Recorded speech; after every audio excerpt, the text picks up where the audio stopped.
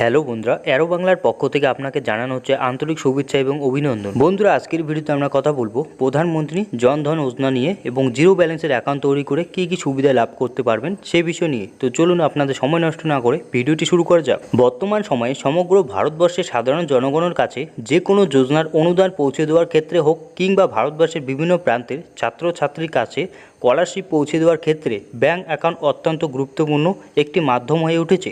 যদিও শুধুমাত্র bank account থাকলে তো হয় না, তার সঙ্গে নানান ধরনের পরিষেবা যুক্ত থাকে। আর এই সমস্ত পরিষেবা পরিবর্তে ভারতবর্ষের বিভিন্ন ক্ষেত্রে জনগণের যথেষ্ট টাকা সার্ভিস চার্জ প্রদান করতে হয়। আর এই সমস্যা থেকে সাধারণ জনগণের মুক্তি দেওয়ার পাশাপাশি ভারতের সাধারণ নাগরিকদের আংশিক সঞ্চয় ও সমৃদ্ধির খাতিরে কেন্দ্রীয় সরকারের পক্ষ থেকে প্রধানমন্ত্রী জনধন যোজনা কার্যকর করা হয়েছে। এই প্রধানমন্ত্রী জনধন যোজনা কী কী সুবিধা পাওয়া যাবে?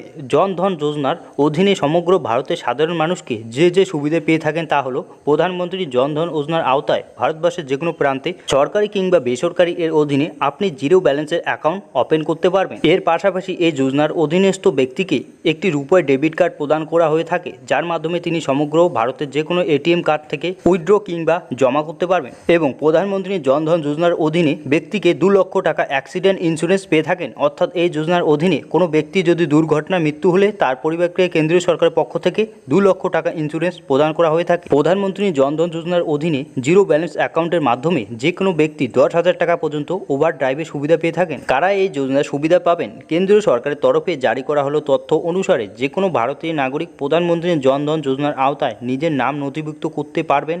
এক্ষেত্রে 10 বছরের বেশি বয়সের কোনো বালক কিংবা বালিকার নাম যদি এই যোজনার আওতায় নথিভুক্ত করতে হয়, তবে তার অভিভাবকের জনধন যোজনার অ্যাকাউন্টের উপর নজর রাখতে হবে। প্রয়োজনীয় নথিপত্র: প্রধানমন্ত্রী জনধন যোজনার আওতায় জিরো ব্যালেন্স অ্যাকাউন্ট ওপেন করার ক্ষেত্রে যে নথিপত্রগুলি প্রয়োজন হলো তা হলো আধার কার্ড, প্যান কার্ড অথবা ফর্ম নাম্বার 60, পাসপোর্ট সাইজের ফটোগ্রাফ এবং ঠিকানার প্রমাণপত্র। আবেদনের প্রক্রিয়া: প্রধানমন্ত্রী জনধন যোজনার আওতায় ব্যাঙ্ক অ্যাকাউন্ট ওপেন করার সময় বিভিন্ন ব্যাংকের তরফে নানা ধরনের প্রক্রিয়া কার্যকর করা হয়েছে। এক্ষেত্রে আপনি নানাবিধ ব্যাংকের ওয়েবসাইটের মাধ্যমে একাধারে যেমন বাড়িতে বসে যোজনার অধীনে নিজের নাম নথিভুক্ত করতে পারবেন। অন্যদিকে আপনি যে কোনো ব্যাংকের ব্রাঞ্চে গিয়ে সমস্ত সঠিকভাবে প্রদানের মাধ্যমেও এই যোজনার অধীনে নিজের নাম নথিভুক্ত করতে পারবেন। এক্ষেত্রে আপনার প্রয়োজনীয় নথিপত্রগুলি সহকারে ব্যাংকের গাইডলাইন অনুসারে ব্যাংক অ্যাকাউন্ট ওপেনিং ফর্ম পূরণ করতে হবে। তাহলে প্রধানমন্ত্রী জনধন যোজনার আওতায় আপনি জিরো ব্যালেন্সের ব্যাংক অ্যাকাউন্ট ওপেন করা সম্ভব। এছাড়াও কেন্দ্রীয় সরকারের তরফে কার্যকরী প্রধানমন্ত্রী জনধন যোজনার অফিসিয়াল ওয়েবসাইট থেকেও